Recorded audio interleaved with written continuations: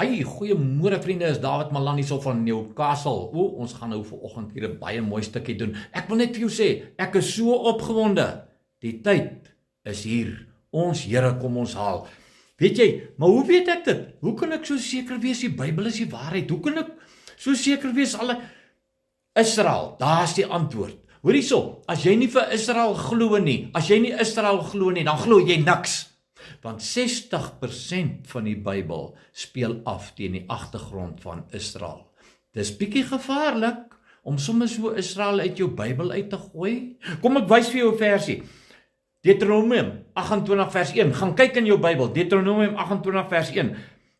Verhoog bo al die nasies van die aarde. Verhoog, Israel gaan verhoog word bo al die nasies.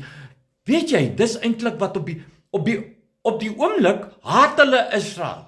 Hulle haat hulle meer as enige ander nasie op aarde. Hierdie week, volgende week maandag, dan gaan daar 'n groot konferensie wees waar hulle sekere dinge op Israel gaan afdwing. So klein volkie, so klein nasietjie.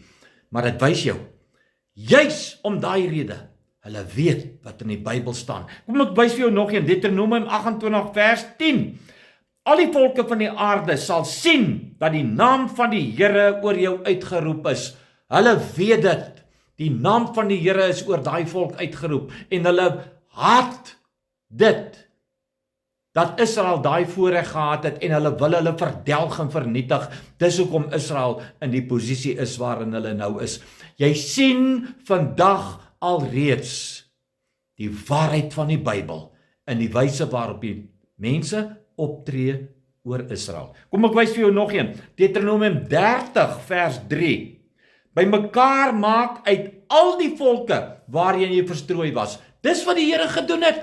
Daai volk wat nou daar is, hulle is by mekaar gemaak uit al die volke van die wêreld en hulle word nog steeds by mekaar gebring. Hulle is al bykans die helfte van al die Jode in die wêreld is al daar. Jy kan dit nie. Hier het presies net eenvoudig gebeur en is besig om te gebeur wat die Bybel. Dis hoe ek weet, die Bybel is waar. Ek kan hom maar glo. Ek kan maar glo wat die Here vir my gesê het in die Bybel, want hy doen wat hy vir Israel gesê het. Maar ek wys vir jou nog een, Jesaja 60 vers 30. Nasies sal na jou trek, na jou lig, en baie konings sal kom na jou helder lig. Israel gaan 'n lig wees vir die hele wêreld. Hoor hierso. Ek raai jou aan. Johannes 6 vers 47. Hy wat glo, het die ewige lewe. Glo maar wat in die